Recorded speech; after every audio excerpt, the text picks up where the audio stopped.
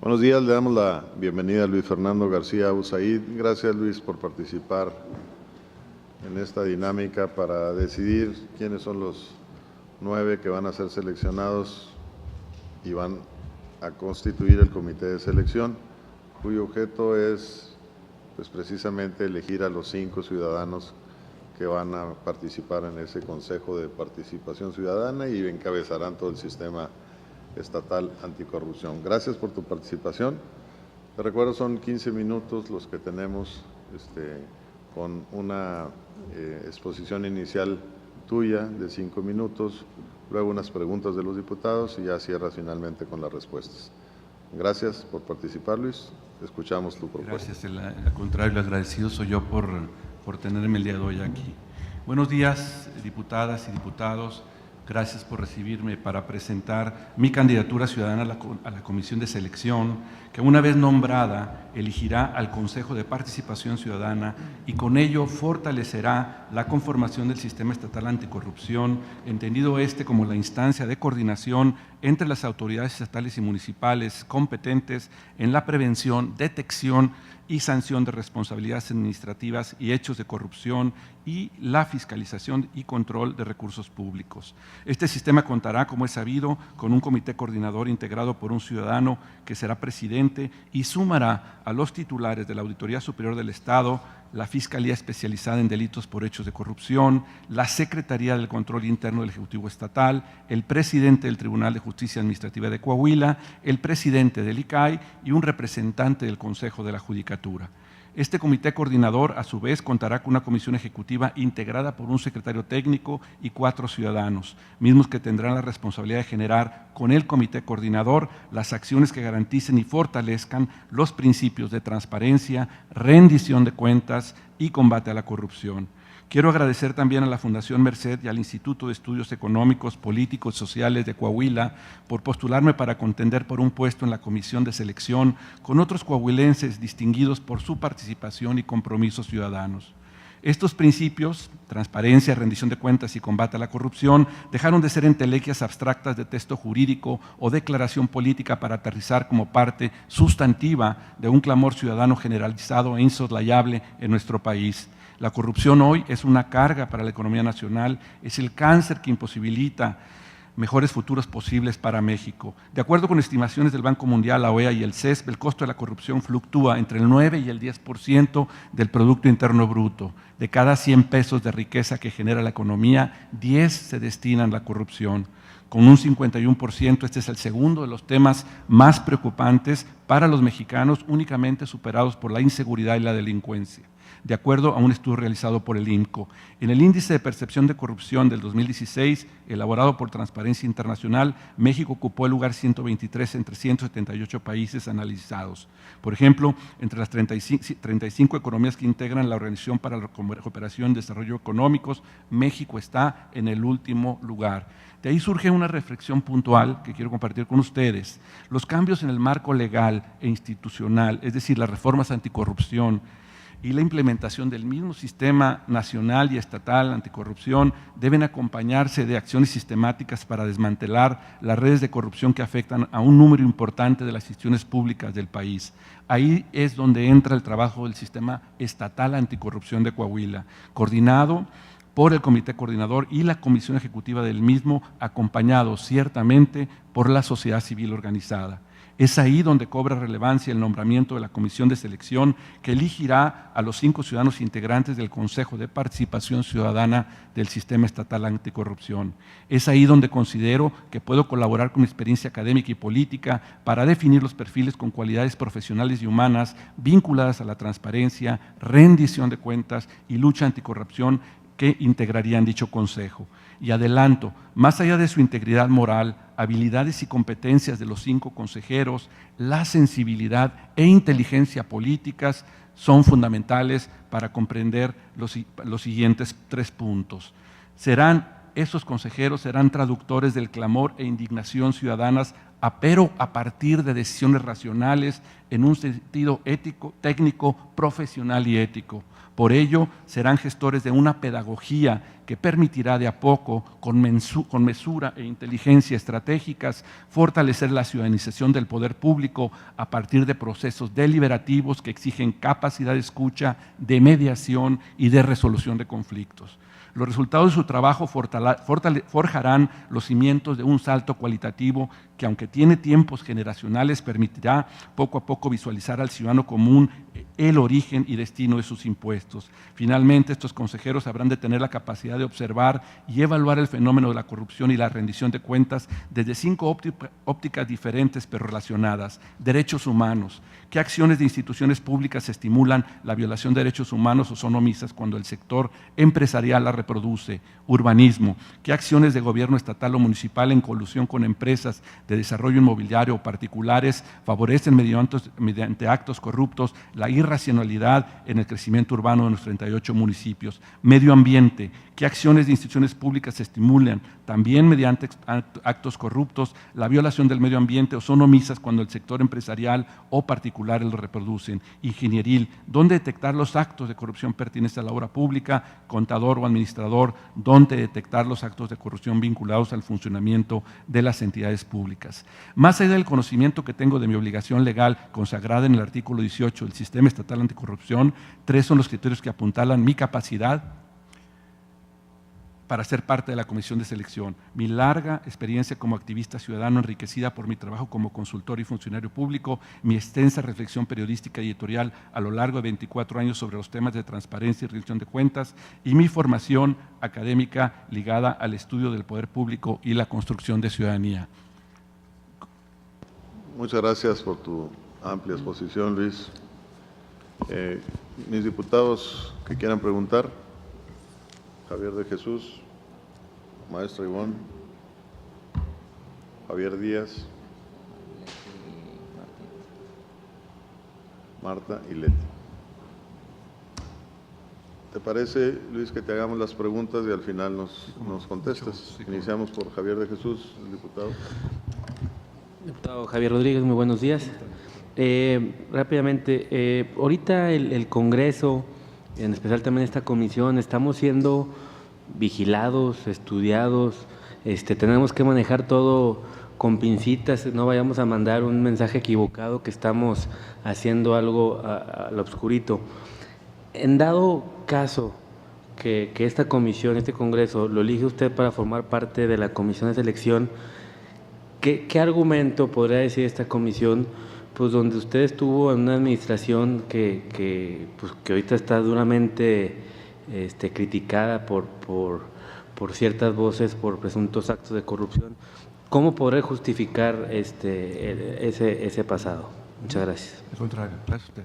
Maestro Ivonne. Bienvenido nuevamente, Luis Fernando. ¿Cuáles de las preguntas o demandas más consistentes y frecuentes de la sociedad realizan cuando haces tú los talleres y las conferencias, puesto que ahora la participación ciudadana es una realidad, ya no es una utopía? Entonces, ¿cómo le haces para que la sociedad participe en estos talleres? Porque pues un taller pretende eso, la participación ciudadana, que ahora te permite también a ti ser un aspirante para poder seleccionar a quienes ocupen este comité de participación ciudadana. Gracias. Muchas gracias. Marta Garay. Gracias, diputado presidente. Licenciado García Usaid, un gusto poderlo saludar. Mi pregunta va encaminada a ¿cuál es su opinión? ¿Usted considera que debe tomarse en cuenta el principio de igualdad de género en la integración de este Consejo de Participación Ciudadana? Muchas gracias y felicidades por su amplia exposición. Gracias, al contrario. Gracias. Gracias. La diputada Leticia Castaño, por favor. Buenos días, señora Usaid. ¿Usted considera que debe existir, en caso de que usted sea electo para formar parte de la comisión, que deba existir una representación de las distintas regiones del Estado para integrar esta? Muchas gracias, Luis, por tus respuestas, te lo agradecemos. ¿Sí? ¿Listo? Sí. Bueno, la primera que pregunta, la respondo, es decir, ¿cómo puedo yo asumir la responsabilidad de participar en un Consejo Ciudadano, ¿no?, que va a luchar por la transparencia, la rendición de cuentas y la lucha anticorrupción, cuando fui parte de un gobierno que hoy está siendo duramente cuestionado por situaciones que todos conocemos, una muy puntual, el tema de la deuda, ¿verdad?, de cuyo origen y destino poco o nada todavía sabemos. Yo tengo una experiencia que no empieza ni termina en el sexenio anterior. Para las personas que tuvieron a bien leer mi hoja de vida o mi currículum, yo he sido un activista ciudadano desde los 17 años, o sea, desde muy joven. La experiencia inmediata previa a estar en gobierno estatal fue cuando trabajé para Monseñor Vera durante 4 años en la Vicaría de Pastoral, por ejemplo, ¿no?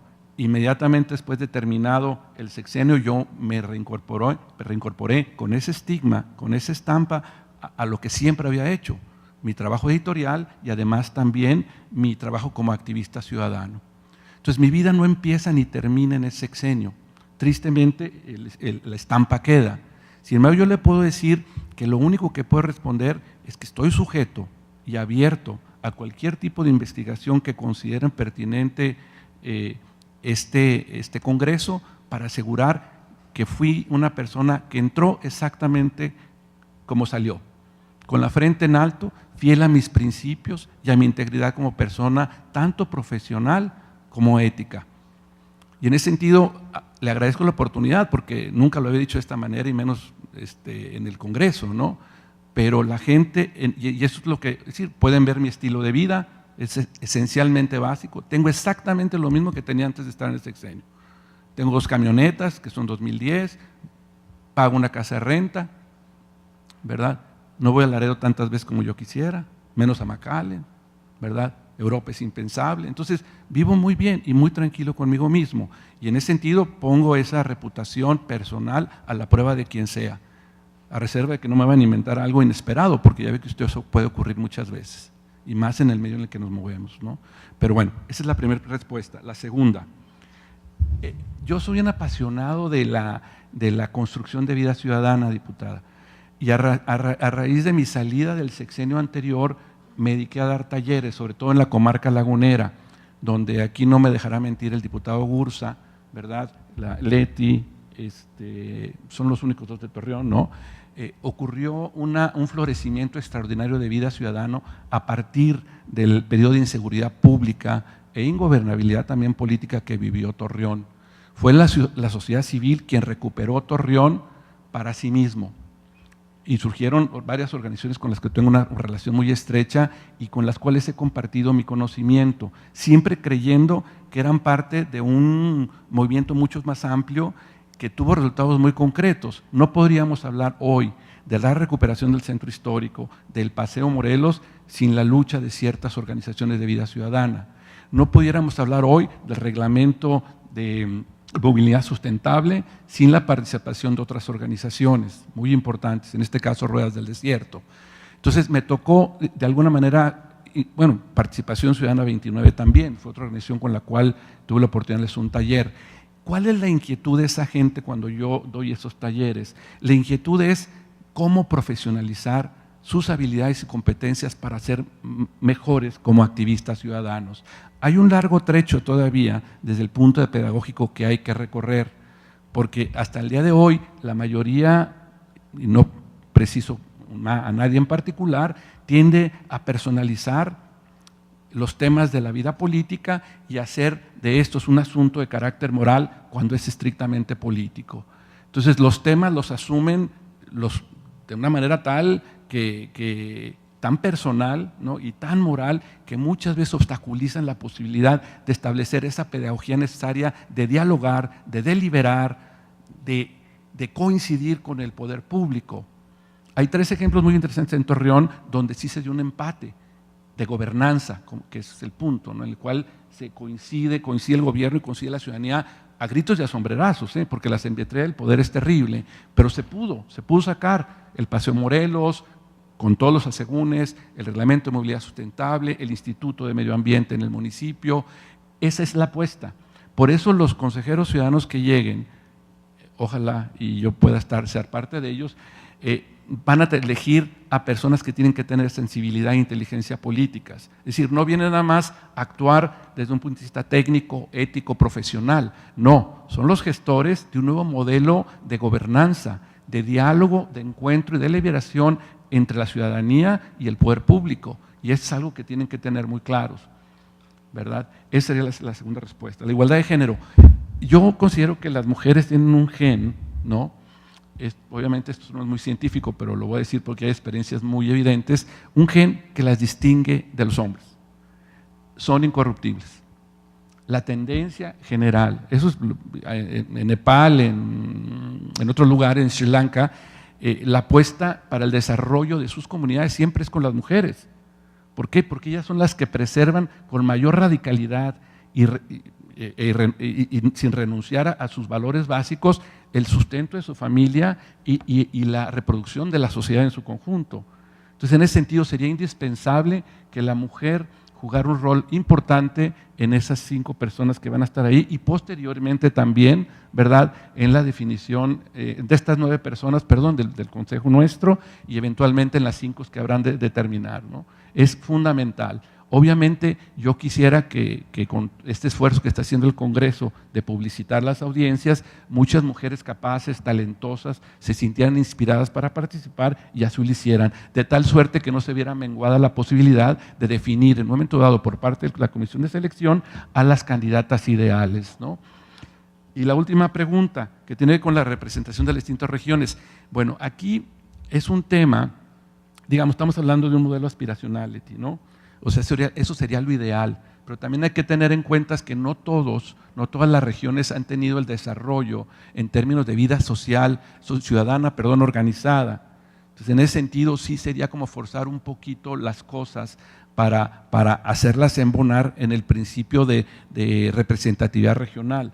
Yo personalmente lo veo difícil, porque realmente la actividad de vida ciudadana organizada se concentra en Saltillo y en Torreón de manera más importante, ¿no? No menoscabo el trabajo que existe en Monclova, en la región centro, carbonífera o norte, pero el grueso, digamos, donde pueden surgir la mayoría de las opciones, tanto para el Consejo al cual me interesaría integrar como al posterior, sería un poquito complicado y difícil, ¿no?